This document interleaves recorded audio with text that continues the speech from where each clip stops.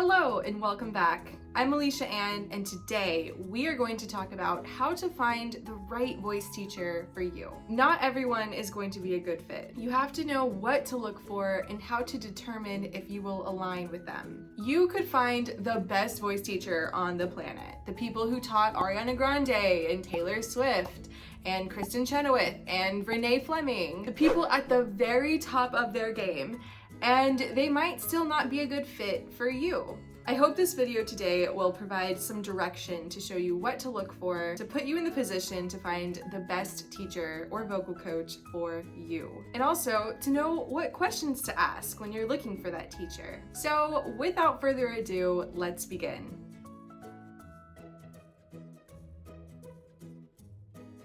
When you are teacher shopping, I want you to think about having different buckets. Within each of these buckets is information that your teacher is considering when looking for voice students that you should also be considering when looking for the right teacher.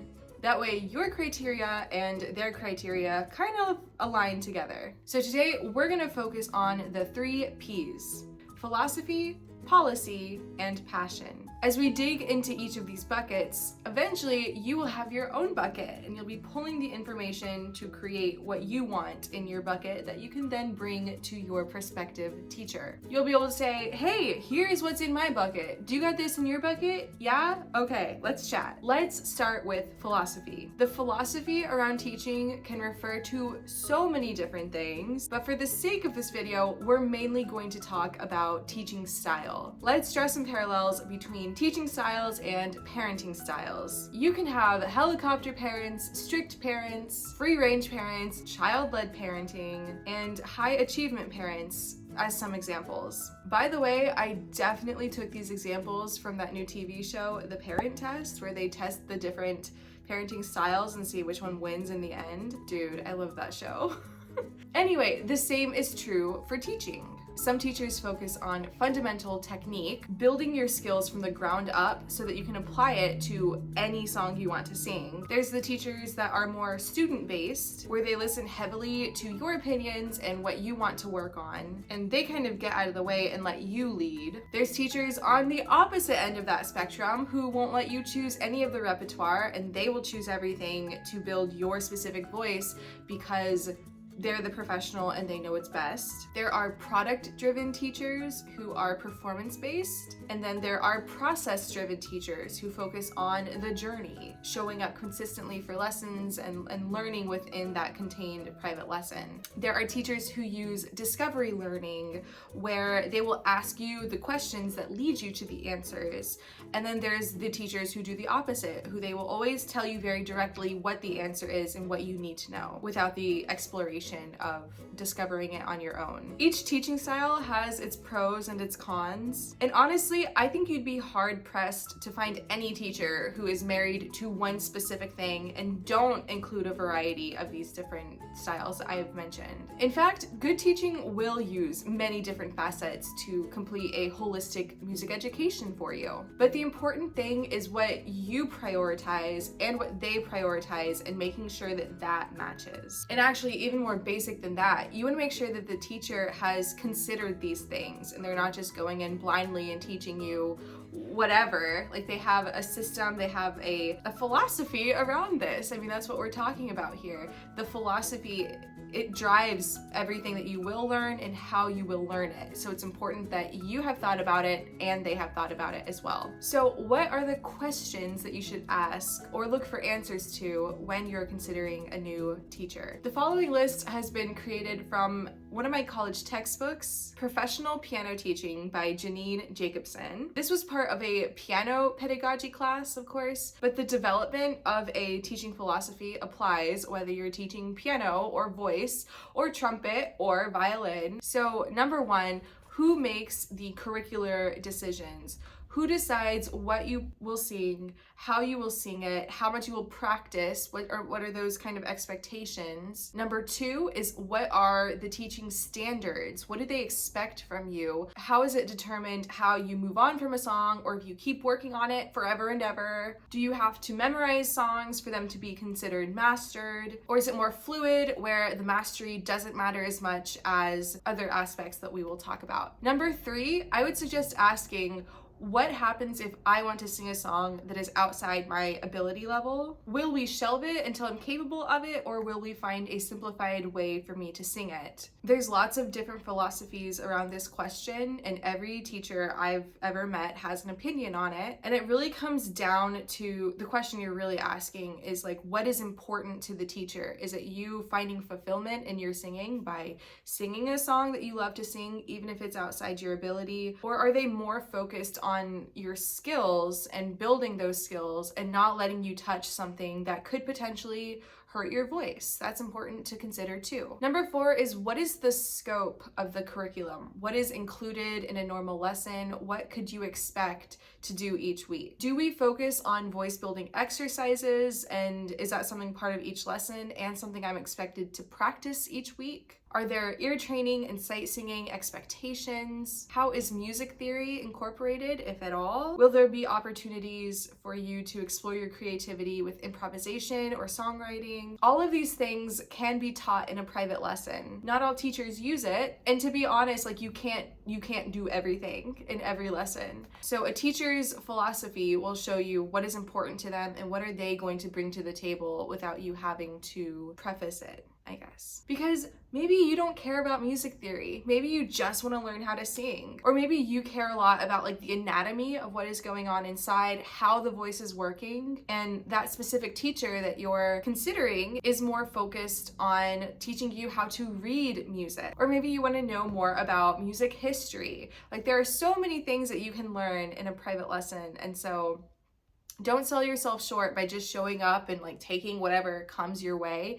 Decide what you actually care about and what you're paying for to learn. And the last question to consider that I think is quite important is, how do they teach you how to learn a song? No one is born knowing all of the songs they're ever going to want to sing. And so you want to know, how are they going to help you learn a new song? Are they going to teach you how to read the music? Are they going to give it to you by rote, meaning they sing a line, then you sing it back until you've done it enough times that you remember it? I would caution against that one if they use that exclusively, because at that point, you're not learning how to learn. You're not building a skill. You will always rely on that teacher to be able to feed you the song you want to sing. Whereas the point of lessons is to build you to a point where maybe if you choose, then you won't need them anymore. You will have the skills to be able to teach yourself what you want to learn. So those are just some things to consider. With these 5 questions, you should be able to narrow down what you're looking for and see if the teacher is able to deliver on those things. Next, let's talk about policy.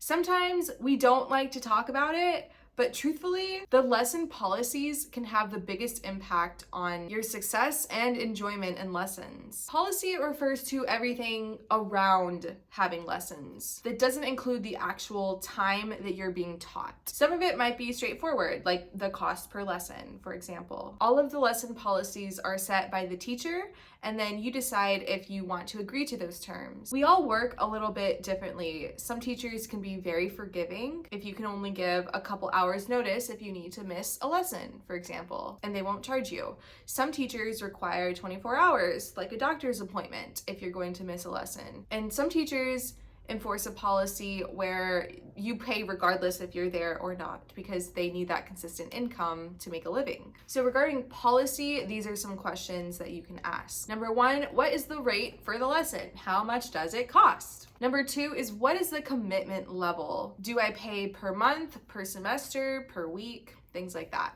Number 3, what happens if I go on vacation for 6 weeks? What happens to my lesson slot? Do I get to keep it? Or is it forfeited so another student can take that lesson time? Number 4, how much notice is required if I'm going to miss a lesson? Number 5, termination of lessons. What happens when I want to quit? Do I need to give notice or do I just never show up again? And number 6 is the makeup policy. If you miss a lesson, what are your options to make up the time that you missed? Most of these questions you won't have to ask. Usually a teacher will have a policy sheet or a contract that you will sign that say that you agree to their terms. And if a teacher does not have a lesson policy for you to see, that, my friend, is a very big red flag. Without laying out the expectations clearly, when a problem arises, like if the teacher doesn't show up for your lesson but still tries to charge you, you'll have to know how to handle that. And you don't want any surprises. It will all be laid out in the lesson policy sheet that they should have. And so we are now at our third P.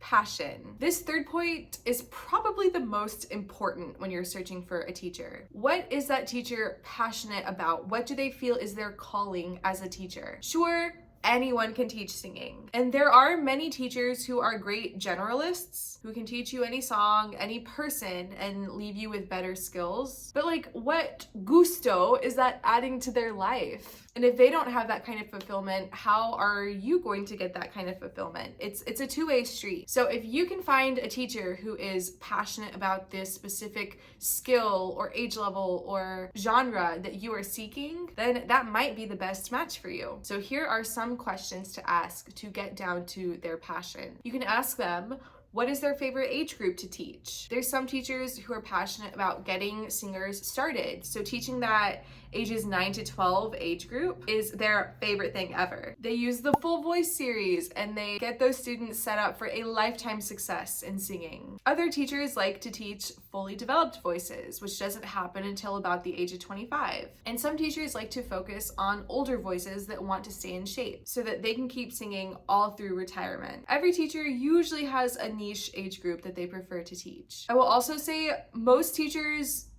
a lot of teachers will teach all age groups and they will tell you that. They'll be like, oh, I teach all ages. I love to teach all ages. But that isn't really helpful because each age group, like each voice is so different at each stage in their life. So if you're serious about finding someone, then you want them to be serious about what they can offer your age group. The next question to ask is what skill level they're passionate about teaching. Some teachers will tolerate beginners, while other teachers will thrive on taking an untrained voice and watching them grow. Some teachers won't accept students who don't have some sort of training or experience prior to the lessons. And again, there are the generalists who will take all age levels, all skill levels, and they will say they don't really care where the student is in their journey. But again, most teachers, if not all teachers, will have a preference on who they prefer to teach. Next, ask what genres do you like to teach or what are you specialized in teaching? Are they classically trained? Do they have a musical theater background? Have they cross-trained in pop and rock?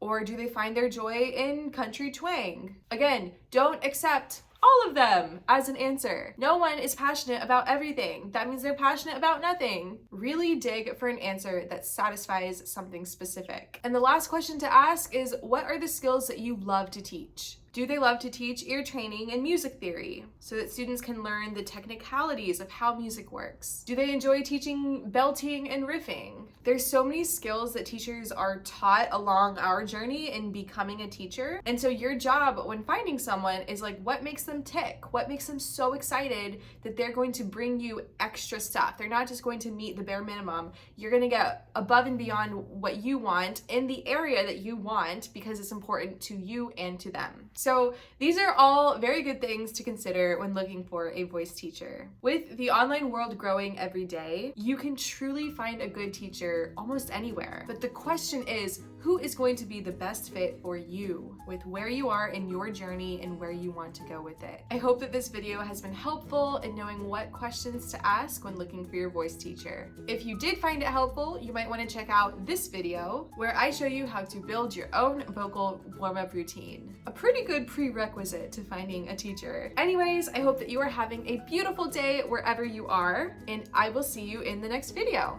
Until then, stay well and keep singing.